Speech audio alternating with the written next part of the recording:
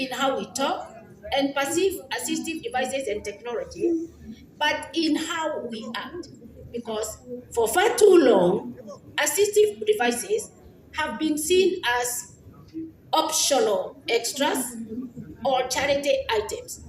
But with this project of CHAI and 80 scale, assistive devices and technologies are now a prescription intended to be fit for purpose and made to measure. Hence, to us, the persons with disabilities, they are tools of liberation, tools of access to education, to self-care, and to general participation in society. Because without them, then we are locked out of participation. And so then, in terms of human rights, I think I would say it is the right thing to do. That is what Chai and Etiske are doing. Allow me to mention that I met Chai in Nanyuki, and they were gathering information or getting into this space of rehabilitative services. And this beautiful lady called Rosemary, if she had never had someone talk like a new radio with new batteries, oh, then she had it that day. I couldn't believe that a huge partner or donor was getting into the space of disability, because most people look at other programs and not disability. For that, I thank Chai, because they are the ones who initiated this process. And so then, through 80 scale and Chai, we are witnessing a new order of doing things. It is not business as usual. It is not just giving a wheelchair. It is not just giving a hearing aid. It is giving something that will assist the person to participate meaningfully. It is not even business as usual for the process of doing that. Our healthcare workers have been trained. Guidelines, protocols, tools have been developed. And so then, it is not just doing it. It's a matter of doing it the right way. In Kirinyaga County, we have started initiating this process, because it's a new order where even the people in the villages, they call and say, I want a wheelchair.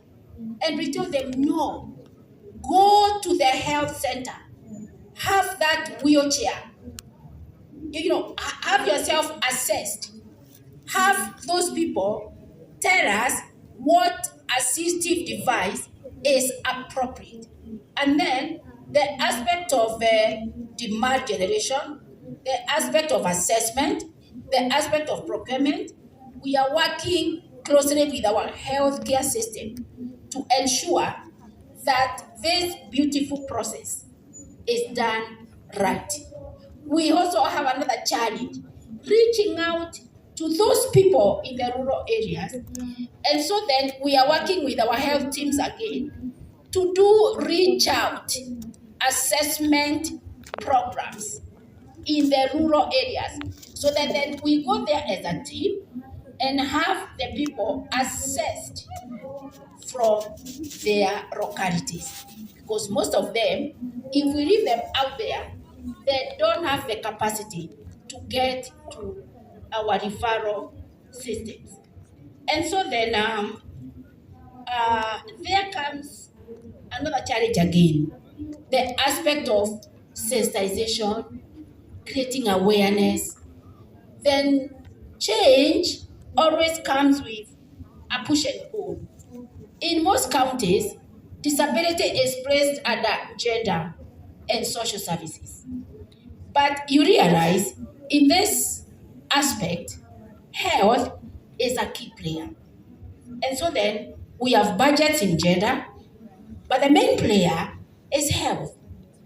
And that bringing that together is quite a bit of a push and pull, but we are almost there.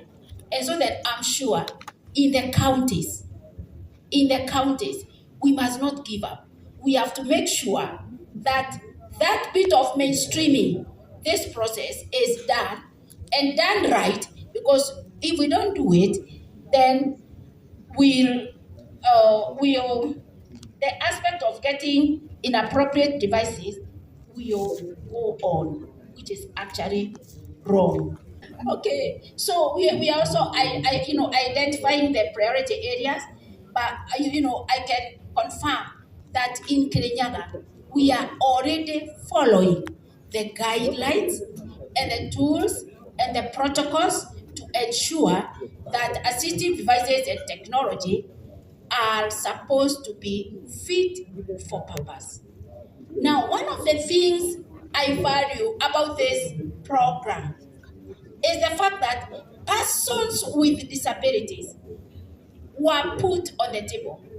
Rosemary, I cannot thank you more that all of us, persons with disabilities, did not just sit on the table. We, our ideas were taken in. We became advisors. We became decision makers. We are part of the monitoring. And so that it is for people, by the people.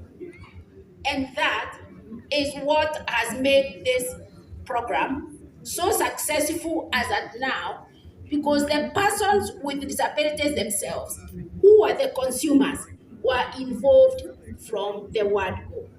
And so then in the subcommittees, we were able to bring our lived experiences and spaces in, because previously people would sit in boardrooms and decide for us. The process was technocratic, but for this one, it is all inclusion. It is all inclusion. And I can say this is what an inclusive process is all about, involving all of us, all manner of disabilities, to sit on the same table and deciding for ourselves. Now, as we move forward, we must challenge ourselves beyond pilot projects and just maybe relying on the partner who started the process. We need to move to full-scale national and county integration. We must push for the government and counties to put in adequate funding. Sometimes I find we have to keep lobbying for budgets for assistive devices and technologies. We must push for assistive devices and technologies to be included in the universal health coverage benefit package, so that no one is left behind, because the potential is there. The barrier has been addressed. So it is now for all partners to come together and ensure that nobody is hindered by that barrier of assistive devices and technologies. Lastly, I would like to dream, or I envision a future where assistive technology is available at all levels of care, from the community, the lowest level, to our referral centers. I envision a future where policies across health, education, infrastructure, social protection speak the same language of inclusion, so that we are not moving in silos. I also envision a future where locally manufactured assistive products are promoted and supported. I envision a future where partnerships with organizations for and with persons with disabilities are strengthened. A future where data collected is used not just for reporting, but for transforming lives. I envision a future, I dream of a future where the effects of the attitudinal barrier towards persons with disabilities is mitigated. Because with that barrier addressed, then it will be so easy to bring in more support systems, even more partners into this space so that together no one is left we have worked with in this journey. Now, before I go on, allow me to refer all of us to the National Council for Persons with Disabilities, maybe website, on the types and categories of disabilities. This is the revised version. In physical disabilities, we have about 27 different natures. In visual, I see there are 2. In hearing, we have about 6. In speech, communication, and Down syndrome, we have about 16. And in mental, about 13. Maxillofacial is 15. And progressive chronic, we have about 45. The reason why I have done this is because when we talk about disability, we speak about it like it's too far from us. I would like you to go to this website, look at those categories, and position yourself.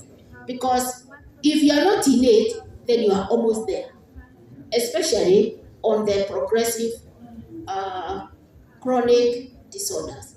And so then when we talk about disability or assistive technology, let's talk about it like it is for us. Talk about it as if it is for yourself, not for other people. Having said that, allow me to refer you again to the disability policy. To create near unsurmountable obstacles to the participation of persons with disabilities in the social and cultural, whatever it is. Attitude is the societal belief that persons with disabilities are lesser beings or inferior to others. This negative attitude ultimately results in suffering and marginalization. Hence, with positive attitude towards persons with disabilities, they will be visualized as persons with disabilities and not the disability, laying emphasis on their personhood rather than the disability. It is necessary, therefore, to overcome these barriers through aggressive and effective public sensitization, rehabilitation, and habitation programs